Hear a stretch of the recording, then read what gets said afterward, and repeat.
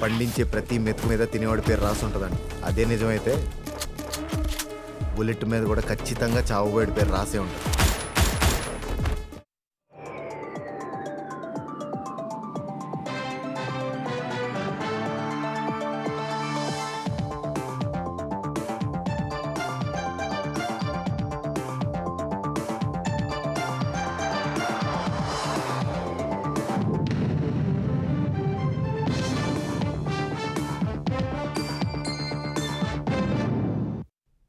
నమస్కారం, ఈటీవీ న్యూస్కు స్వాగతం. ముఖ్యాంశాలు. తెలంగాణలో ముగిసిన ఎస్ఐఆర్ ఎన్యూమరేషన్ ఫారాల సమర్పణ. సుమారు 73 లక్షలు పైగా ఓట్లు తొలగే అవకాశాలు. తేడాలున్న జాబితాలో మరో 61 లక్షలు.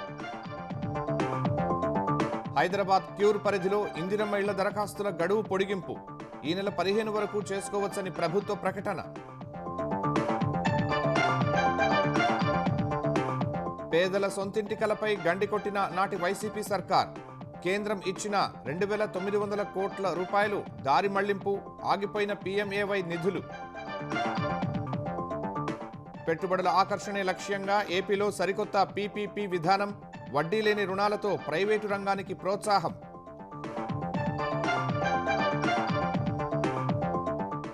ఢిల్లీలో 21 మంది మహిళా టెలికాలర్ల అరెస్ట్. మోసపూరిత కాల్ సెంటర్లో పనిచేస్తున్న వారంతా తెలుగువారేనని పోలీసులు వెల్లడి. జార్ఖండ్లో విద్యార్థులను బీజేపీ తప్పుదోవ పట్టిస్తుందన్న సీఎం హేమంత్. రాజకీయ వలలో పడొద్దని సూచన. సమస్యల పరిష్కారానికి హామీ. కొలంబియాలో భారీ భూకంపం. 111 మంది మృతి. 1900 మంది గల్లంతు. కొనసాగుతున్న సహాయ చర్యలు.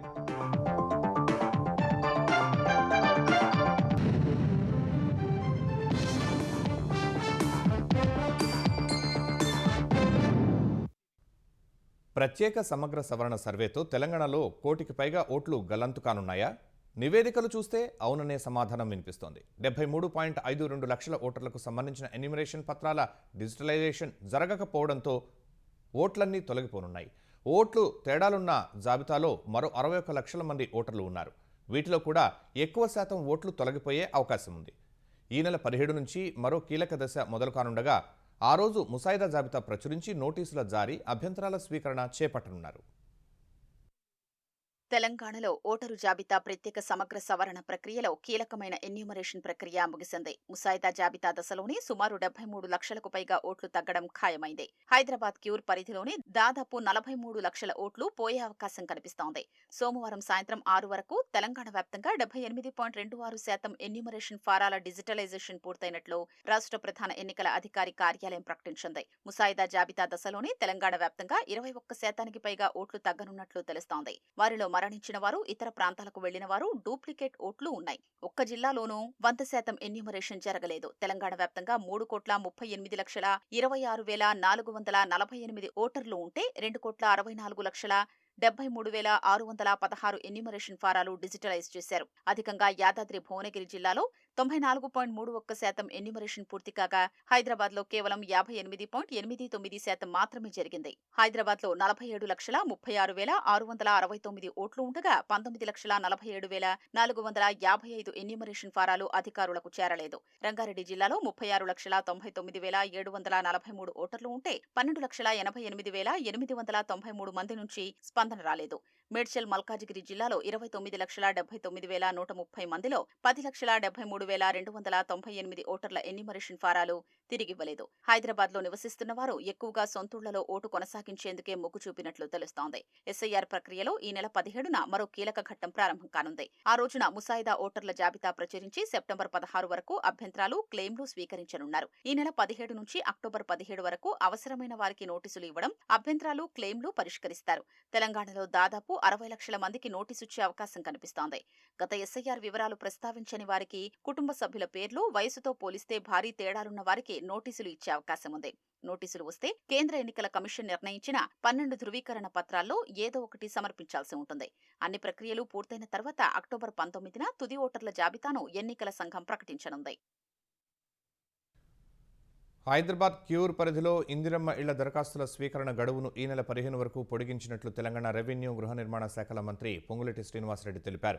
రెండో శనివారం బోనాల పండుగ వంటి సెలవు రోజులు రావడంతో ప్రజలకు ఇబ్బందులు కలగకుండా ఈ నిర్ణయం తీసుకున్నట్లు ఓ ప్రకటనలో వెల్లడించారు.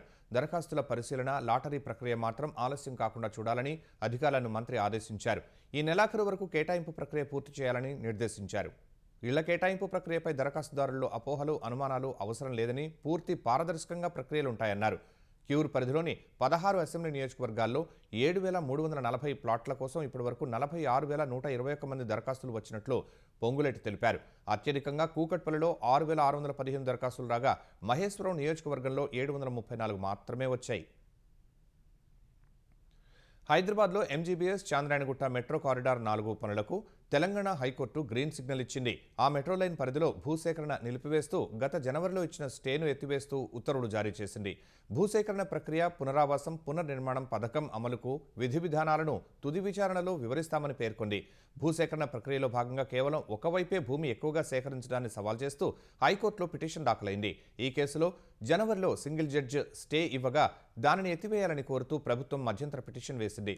దీనిపై విచారణ చేపట్టిన ఉన్నత న్యాయస్థానం ప్రస్తుతం పిటిషనర్లు భూసేకరణ ప్రక్రియను సవాల్ చేస్తున్నారని, విస్తృత ప్రజా ప్రయోజనాలకు తగిన ప్రాధాన్యం ఇవ్వాల్సి ఉందని పేర్కొంది.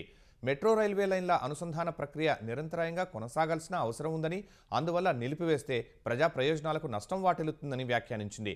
గతేడాది జనవరి 1న ఇచ్చిన స్టేను ఎత్తివేస్తున్నామని, అధికారులు చట్టబద్ధంగా భూసేకరణ ప్రక్రియతో పాటు మెట్రో పనులను కొనసాగించవచ్చని హైకోర్టు పేర్కొంది.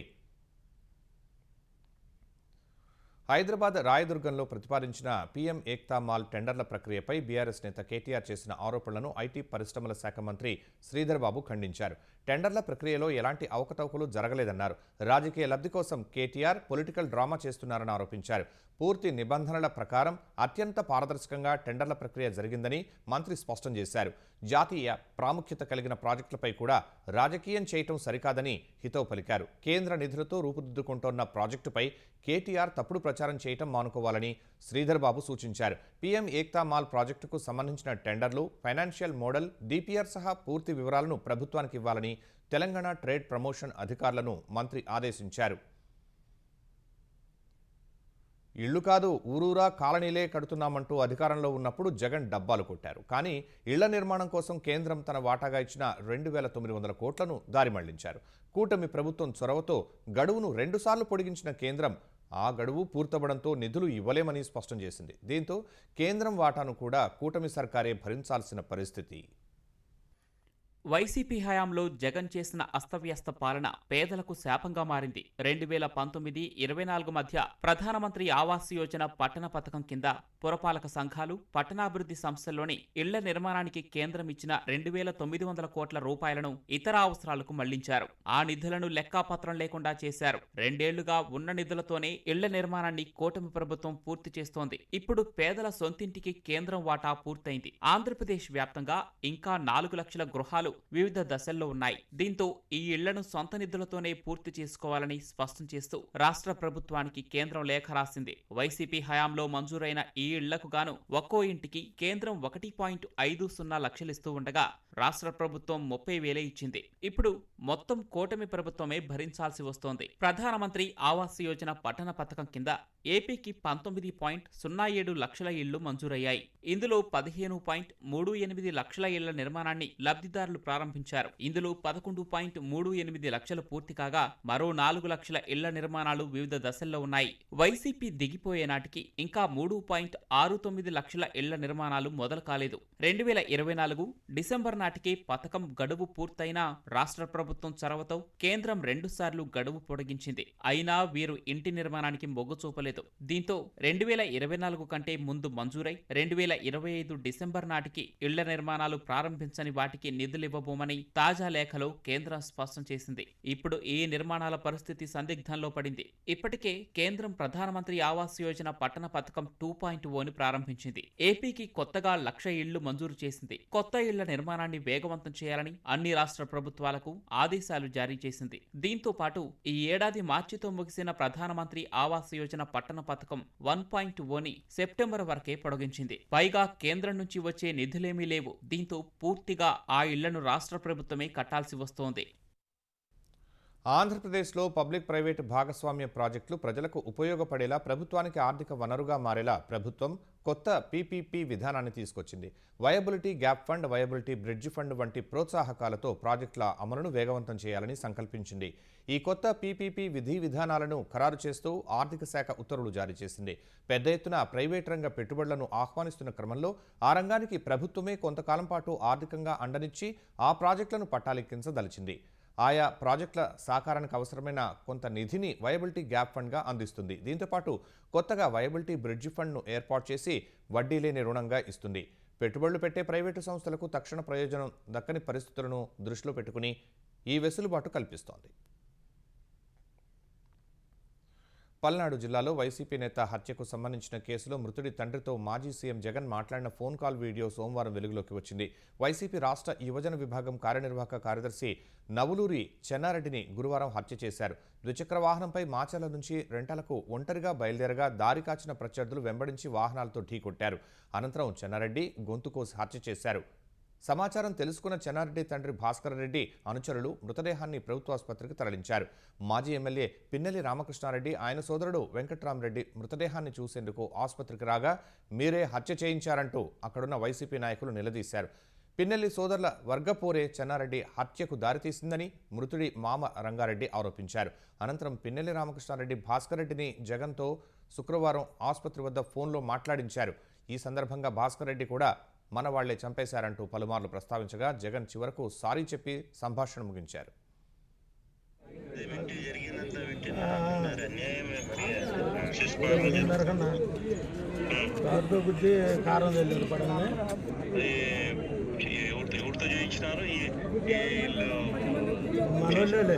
మనుషులు కూడా తెలియదు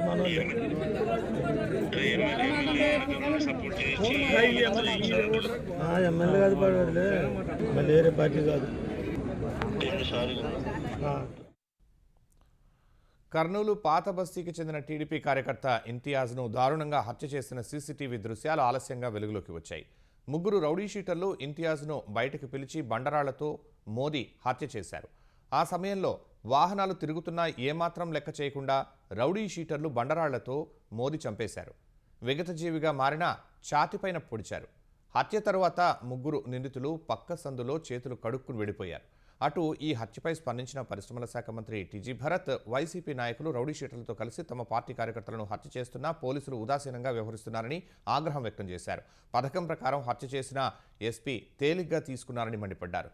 జిల్లాలో దారి తప్పుతున్న శాంతి భద్రతలపై 2 రోజుల్లో సీఎం చంద్రబాబును కలిసి ఫిర్యాదు చేస్తారని స్పష్టం చేశారు. చాలా బాధగా 35 ఏళ్ళ పిల్లాడు జస్ట్ బికాస్ కంప్లైంట్ ఇచ్చి వెంట పడినాడనే ఉద్దేశంతో ఆయనను చంపేశారు. 2-3 వీక్స్ బిఫోర్ నుంచి ఆ A1 ముద్దాయి కర్నూలులో లేడు. ఆల్రెడీ A2 ఆర్ A3కి A3కి డబ్బులు ఇచ్చి ప్లాన్ చేసి కాంట్రాక్ట్ కింద చేసి చంపమని చెప్పి ప్లాన్ చేసినారు అనేది తెలుసు. చనిపోయక ముందే 1 వీక్ ముందు ఇది పెట్టారంట సోషల్ మీడియాలో. అంటే ఇది అందరికి ఓపెన్ ఇన్ఫర్మేషనే కదా. వాంది పెట్టి RIP రిప్ పెట్టేశారు. ఎక్కడండి ఇది ఏమైతోంది? Why they have not taken this information and why police have not taken action అనేది నాకు క్వశ్చన్ మార్క్. ఢిల్లీలో ఓ మోసపూరిత కాల్ సెంటర్లో టెలికాలర్లుగా పనిచేస్తూ అమాయకులను మోసగిస్తున్న ముఠాకు Telangana cyber security bureau check పెట్టింది. ఢిల్లీలో రోజుల తరబడి ఆపరేషన్ నిర్వహించి 21 మంది తెలుగు మాట్లాడే మహిళా టెలికాలర్లతో పాటు ఓ బ్యాంకు ఖాతాదారుని అదుపులోకి తీసుకున్నారు.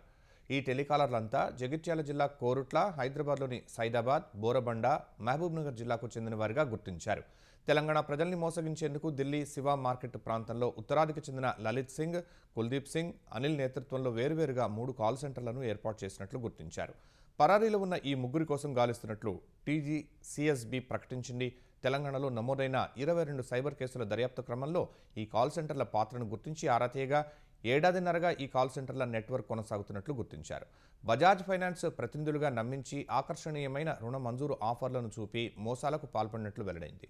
ముందుగానే సిద్ధం చేసుకున్న స్క్రిప్ట్ ప్రకారం మాట్లాడుతూ రుణ ప్రాసెసింగ్ ఫీజు, వెరిఫికేషన్ ఛార్జీలు, డాక్యుమెంటేషన్ ఫీజు, బీమా ప్రీమియం తదితర ఛార్జీల పేరుతో వీలైనంత మేరకు వసూలు చేసిన అనంతరం సంభాషణలు నిలిపివేస్తున్నట్లు గుర్తించారు. ఆపరేషన్ క్రమంలో 23 మొబైల్ ఫోన్లు, 2 బ్యాంక్ పాస్బుక్లను స్వాధీనం చేసుకున్నారు. మావోయిస్టులకు కంచుకోటగా ఉన్న తెలంగాణ, ఛత్తీస్గఢ్ సరిహద్దుల్లోని కర్రెగుట్టలను తొలిసారి తెలంగాణ డీజీపీ సివి ఆనంద్ సందర్శించారు. ఉమ్మడి వరంగల్ జిల్లాలో 3 రోజుల పర్యటనలో భాగంగా డీజీపీ కర్రెగుట్టల ప్రాంతాన్ని సందర్శించారు. గుట్టలపై పామునూరులో నివాసం ఉంటున్న గొత్తికోయల కుటుంబాలకి నిత్యావసరాలు పంపిణీ చేశారు. కర్రెగుట్టల్లో అభివృద్ధి పనుల్లో భాగంగా చేపట్టిన రహదారి పనులను పరిశీలించారు. పామునూరు, చెలిమల, డోలి, తడపాల మీదుగా సుమారు 28 కిలోమీటర్ల మేర నిర్మించిన రోడ్డును పరిశీలించి అక్కడ జాతీయ జెండా ఎగురవేసి శాంతికపోతాలని గాల్లోకి వదిలారు. ఆపరేషన్ కగార్ తర్వాత తెలంగాణలో మావోయిస్టుల ప్రభావం పూర్తిగా తగ్గిపోయిందని డీజీపీ చెప్పారు. లొంగిపోయిన వారి కోసం పునరావాస చర్యలు చేపడుతున్నామని పేర్కొన్నారు. వారిపై నిరంతర నిఘా కొనసాగుతుందని, ఆ భావజాలం తిరిగి జీవం పోసుకోకుండా చూస్తామన్నారు. ఒక వ్యూహం ప్రకారం ఆపరేషన్ కగార్ అని చేపట్టడంతో ఆ సమస్యకు మనము అంతం పలికించామని చెప్పవచ్చు. ఎందుకంటే మావోయిస్ట్ సీనియర్ లీడర్షిప్ ఏదైతే ఉందో సెంట్రల్ కమిటీ మెంబర్స్ అందరూ కూడా దాదాపుగా సరెండర్ అయిపోయారు, లేకపోతే ఎన్కౌంటర్లలో చనిపోయారు. ఆయుధాలతో సహా వాళ్ళు వచ్చి ప్రభుత్వానికి లొంగిపోయారు. సో దానికి తగ్గట్టు కేంద్ర ప్రభుత్వం మరియు రాష్ట్ర ప్రభుత్వాలు అన్ని కూడా పునరావాస కార్యక్రమం చేపట్టింది. వారిపైన ఉన్న రివార్డ్ అమౌంట్స్ వాళ్ళకి ఇవ్వడము, ఎవరికైతే రివార్డ్స్ లేవో వారికి ఫైనాన్షియల్ అసిస్టెన్స్ వేరే రకంగా చేయడం, ఇవన్నీ కూడా చేశారు. తెలంగాణ మంత్రివర్గం ఈ నెల 14వ తేదీన సమావేశం కానుంది. సచివాలయంలో 14వ తేదీ ఉదయం 10:30 గంటలకు కేబినెట్ భేటీ జరగనుంది. ఈ నెల 17 లేదా 18న అసెంబ్లీ ప్రత్యేక సెషన్ నిర్వహించే అవకాశం కనిపిస్తోంది. చట్టసభల్లో పోటీకి కనీస వయసును 21 ఏళ్లకు తగ్గించాలని కేబినెట్, అసెంబ్లీ తీర్మానం చేయనున్నాయి. కొత్త చేయూత, పెన్షన్లతో పాటు పలు సంక్షేమ పథకాలకు అనుమతులు, నిధులపై కూడా కేబినెట్ సమావేశంలో చర్చించే అవకాశం ఉంది.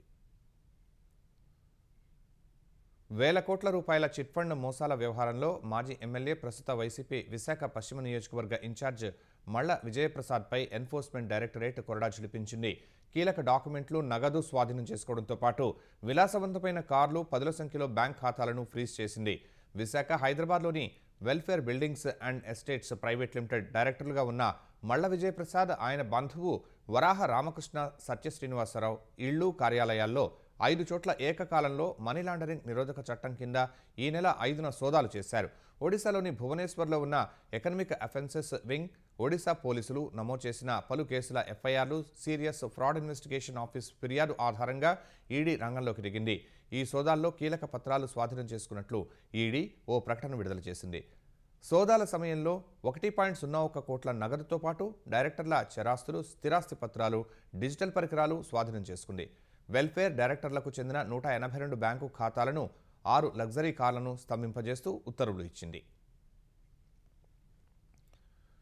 చిత్తూరు జిల్లా పూతలపట్టులో వైసీపీ నేతలు మహిళా ఏఎస్ఐ జ్యోతిపై దౌర్జన్యానికి దిగారు. మెగా డిఎస్సీలో అక్రమాలు జరిగాయని, ఆ పార్టీ నాయకులు, శ్రేణులు నిరసన ర్యాలీ చేపట్టగా గుంపులుగా రావద్దని, శాంతియుతంగా ఆందోళన చేయాలని ఏఎస్ఐ జ్యోతి సూచించారు. పోలీసు అధికారిని సూచనలు లెక్క చేయకుండా తోసేసి తొక్కుకుంటూ ముందుకు వెళ్లడంతో ఆమె తల వెనుక గాయమైంది. పోలీసు సిబ్బంది గమనించి ఆమెను పైకి లేపారు. అక్కడే ఉన్న వైసీపీ నియోజకవర్గ ఇన్ఛార్జ్, మాజీ ఎమ్మెల్యే సునీల్ కుమార్ ఆమెను కనీసం పక్కకు తీసుకెళ్లాలని పార్టీ శ్రేణులకు చెప్పకుండా ఏఎస్ఐని ప్రశ్నిస్తూ ముందుకు వెళ్లారు. ప్రస్తుతం ఆమె పి కొత్తకోట సిహెచ్సిలో చికిత్స పొందుతున్నారు. పూతలపట్టు ఎమ్మెల్యే మురళీమోహన్ ఏఎస్ఐను పరామర్శించారు. పోలీసుల విధులకు ఆటంకం కలిగించడం, గాయపడిన ఏఎస్ఐ ఫిర్యాదు చేయడంతో 25 మందిపై కేసు నమోదైంది. A1గా సునీల్ కుమార్, A2గా మాజీ ఎమ్మెల్యే లలిత కుమారితో పాటు 23 మందిపై కేసు పెట్టారు.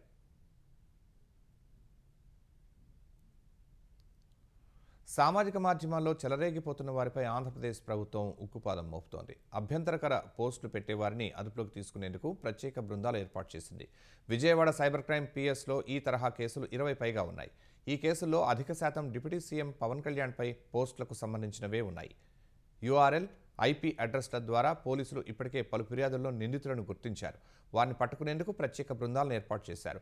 క్షేత్రస్థాయిలో విచారించి నిందితులను అదుపులోకి తీసుకోనున్నారు. ఇవన్నీ ఎవరు చేస్తున్నారు? వ్యవస్థీకృతంగా జరుగుతోందా? వైసీపీ సామాజిక మాధ్యమ విభాగ పాత్ర ఉందా అన్న కోణాల్లో లోతుగా దర్యాప్తు చేస్తున్నారు. పోస్టుల తీవ్రతను బట్టి నిందితులను ప్రశ్నించిన అనంతరం నోటీసులు ఇచ్చి వదిలేయాలా, లేక అరెస్టు చేసి కోర్టులో హాజరుపరచాలా అన్నది ఉన్నతాధికారులు నిర్ణయించనున్నారు. విజయవాడ ఇబ్రహీంపట్నంలో కేంద్ర ప్రభుత్వ ఉద్యోగి 50,000 రూపాయలు లంచం తీసుకుంటూ ఉండగా సిబిఐ, విశాఖ అధికారులు రెడ్ హ్యాండెడ్గా పట్టుకున్నారు. ఎన్టీఆర్ జిల్లా మైలవరం మండలం చంద్రగూడెంలోని తపస్వి రైస్ మిల్లుకు పన్ను డిమాండ్ నోటీసులు జారీ చేయకుండా ఉండేందుకు ఇబ్రహీంపట్నంలోని కేంద్ర జీఎస్టీ కార్యాలయం సూపరింటెండెంట్ 1,50,000 ఇవ్వాలని డిమాండ్ చేశారు. అందులో భాగంగా మిల్లు యజమాని నుంచి తొలి విడత 50,000 తీసుకుంటూ ఉండగా సిబిఐ అధికారులు పట్టుకున్నారు. ఈ మేరకు అతనిపై కేసు నమోదు చేశారు. విజయవాడలోని సిబిఐ ప్రత్యేక న్యాయస్థానంలో ఇవాళ నిందితుడిని హాజరుపరచనున్నట్లు అధికారులు తెలిపారు. దక్షిణ అమెరికా దేశం కొలంబియాలో భారీ భూకంపం సంభవించింది. రిక్టర్ స్కేల్పై 7.4 తీవ్రత నమోదైంది. ఈ ప్రకృతి విపత్తులో ఇప్పటి వరకు 111 మంది మృతి చెందారు. 1900 మందికి పైగా ఆచూకీ గల్లంతైంది. భూ ప్రకంపనల ధాటికి వందలాది భవనాలు కుప్పకూలాయి. వాటి శిథిలాల కింద వందలాది మంది చిక్కుకొని ఉండవచ్చని అధికారులు అనుమానిస్తున్నారు. ప్రస్తుతం అక్కడ సహాయ చర్యలు ముమ్మరంగా సాగుతున్నాయి. కొలంబియాలో సోమవారం భారీ భూకంపం సంభవించింది. రిక్టర్ స్కేలుపై తీవ్రత 7.4గా నమోదైంది. రాజధాని బొగోటాకు సుమారు 400 కిలోమీటర్ల దూరంలో ఉన్న శాన్ జోస్ డెల్ పాల్మార్ అనే ప్రాంతంలో భూకంప కేంద్రాన్ని గుర్తించినట్లు యుఎస్ జియోలాజికల్ సర్వే తెలిపింది. భూ ప్రకంపనలతో ప్రజలంతా భయాందోళనలతో పరుగులు పెట్టారు. అందుకు సంబంధించిన దృశ్యాలు సామాజిక మాధ్యమాల్లో వైరల్ అవుతున్నాయి. సెకండ్ల వ్యవధిలోనే బహుళ అంతస్తుల భవనాలు కుప్పకూలాయి.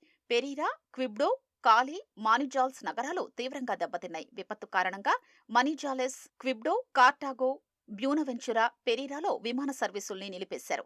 పెరీరా విమానాశ్రయంలో పైకప్పు ఊడిపడ్డంతో ప్రయాణికులు భయాందోళనలతో పరుగులు తీశారు. అనేక ప్రాంతాల్లో విద్యుత్ సరఫరా నిలిచిపోవడంతో ప్రజలు రహదారులపైనే ఉంటున్నారు. భవనాల శిథిలాల్ని తొలగించేందుకు సహాయక బృందాలు తీవ్రంగా శ్రమిస్తున్నారు. గత 10 ఏళ్లలో సంభవించిన భూకంపాల్లో ఇదే శక్తివంతమైందని కొలంబియా జియోలాజికల్ సర్వే తెలిపింది. ప్రకృతి విపత్తు నేపథ్యంలో కొలంబియా నూతన అధ్యక్షుడు అబెర్లార్డో అత్యవసర పరిస్థితిని ప్రకటించారు. సహాయక చర్యల్ని వేగవంతం చేయాలని అధికారుల్ని ఆదేశించారు. నష్టపోయిన ప్రతి ఒక్కరిని ఆదుకుంటామని చెప్పారు. పొరుగు దేశాలైన ఈక్వెడార్, పనామాలోనూ భూకంప ప్రకంపనలు సంభవించాయి. Mexico, Brazil, Ecuador, El Salvador, America తదితర దేశాలు కొలంబియాకు సాయం ప్రకటించాయి. వైద్య పరికరాలు, ఔషధాలు, సహాయ సామాగ్రిని పంపిస్తామని తెలిపాయి. జార్ఖండ్లో రణరంగంగా మారిన విద్యార్థుల అసెంబ్లీ ముట్టడి ఆందోళనలపై ఆ రాష్ట్ర సీఎం హేమంత్ సోరెన్ స్పందించారు. రాజకీయ ప్రయోజనాల కోసం నిరసన తెలుపుతున్న విద్యార్థులను బీజేపీ తప్పుదో పట్టించేందుకు ప్రయత్నిస్తోందని ఆరోపించారు. సమస్యలను పరస్పర చర్చల ద్వారా పరిష్కరించుకోవాలని ఎక్స్ వేదికగా విద్యార్థులకు సీఎం విజ్ఞప్తి చేశారు. డిమాండ్ల కోసం శాంతియుతంగా గళం విప్పిన విద్యార్థుల అభిప్రాయాలు, హక్కులను గౌరవించడం ప్రభుత్వ బాధ్యతన్నారు. సర్కార్ వారి మాట విన్నదని, వారి సమస్యలు పరిష్కరిస్తామని హామీ ఇస్తున్నట్లు సీఎం పేర్కొన్నారు. అయితే శాంతియుతంగా చేస్తున్న ఉద్యమం మధ్యలో ప్రతిపక్షాలకు చెందిన కొందరు వ్యక్తులు వాతావరణాన్ని పాడు చేశారని మండిపడ్డారు. ఇలాంటి రాజకీయ కుట్రల వలలో పడొద్దని విద్యార్థులకు సీఎం విజ్ఞప్తి చేశారు. పరీక్షా విధానాన్ని మరింత పారదర్శకంగా, సాంకేతికతతో కూడినదిగా, సురక్షితంగా, జవాబుదారీగా మార్చాలనుకుంటున్నామని సీఎం ఉద్ఘాటించారు. గ్రామాల్లోని పాఠశాలలను మెరుగుపరిచి వాటికి అన్ని సదుపాయాలు సమకూరేలా చేసేందుకు ఈ నెల 15న దేశవ్యాప్త ప్రచారాన్ని ప్రారంభించనున్నట్లు కాక్రోచ్ జనతా పార్టీ సీజేపీ వ్యవస్థాపకుడు అభిజిత్ దీప్కే ప్రకటించారు. ప్రభుత్వ పాఠశాలలో మౌలిక సదుపాయాలపై సామాజిక తనిఖీ నిర్వహించాలని తల్లిదండ్రులకు పిలుపునిచ్చారు. పాఠశాలల రూపురేఖలు మార్చే బాధ్యతను గ్రామ సర్పంచులు, స్థానికులు తీసుకోవాలని వీడియో సందేశంలో విజ్ఞప్తి చేశారు. మహారాష్ట్రలోని తన స్వగ్రామం హింగోలి నుంచే ఈ కార్యక్రమానికి శ్రీకారం చుడతామని దీప్కే వెల్లడించారు. నూతన పార్లమెంట్, ప్రధానమంత్రి నివాసాలను నిర్మించుకున్న గ్రామీణ పాఠశాలలను ఎందుకు అభివృద్ధి చేయలేకపోయామని ప్రశ్నించారు. ఇప్పటికీ గ్రామీణ విద్యార్థులు కిలోమీటర్ల మేర నడిచి పాఠశాలలకు వెళుతున్నారన్నారు. అయినా అక్కడ తాగునీరు, మరుగుదొడ్లు వంటి ప్రాథమిక సదుపాయాలు ఉండటం లేదని దీప్కే ఆవేదన వ్యక్తం చేశారు. పాఠశాలలను అభివృద్ధి చేసిన సర్పంచుల ఫోటోలను తమ సోషల్ మీడియా ఖాతాల్లో పోస్ట్ చేస్తామని దీప్కే వివరించారు. యుద్ధం వల్ల కలిగిన నష్టానికి పరిహారం చెల్లించాలన్న ఇరాన్ డిమాండ్ను అమెరికా అధ్యక్షుడు డొనాల్డ్ ట్రంప్ తోసిపుచ్చారు. గత 50 ఏళ్లుగా చేస్తున్న అరాచకాలకు ఆ దేశమే తమకు పరిహారం చెల్లించాల్సి ఉంటుందన్నారు. ఈ ఏడాది ఆందోళనల సందర్భంగా ఇరాన్ నాయకత్వం 52,000 మంది పౌరులను హతమార్చిందని ట్రంప్ ఆరోపించారు. మొదట వారి కుటుంబాలకు పరిహారం ఇవ్వాలన్నారు. శ్వేత సౌధంలోని ఓవెల్ కార్యాలయంలో మీడియాతో మాట్లాడిన ఆయన హర్ముజ్ జలసంధి తమ నేవీ నియంత్రణలో ఉందని తెలిపారు. చమురు విక్రయాలు నిలిచిపోవడంతో ఇరాన్ ఆర్థిక వ్యవస్థకు తీవ్ర విఘాతం కలుగుతోందని చెప్పారు. సైనికులకు జీతాలు కూడా చెల్లించలేని స్థితిలో ఇరాన్ ఉందన్నారు. మరోవైపు ట్రంప్ పదవీకాలం పూర్తయ్యే వరకు అమెరికాతో చర్చలు జరిపే ప్రసక్తే లేదని ఇరాన్ తేల్చి చెప్పింది. The only one that has control of the Strait of Hormuz right now is the United States Navy. We have a blockade that's been infallible. It's a steel wall. And we let people in that we want to let in, and those people come in. And so it's actually open now. We do not let them go into Iran.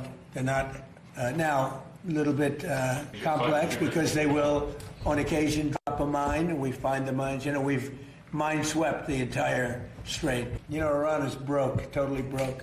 They're not paying their soldiers. They have inflation of 300% as of last night. I heard 309%.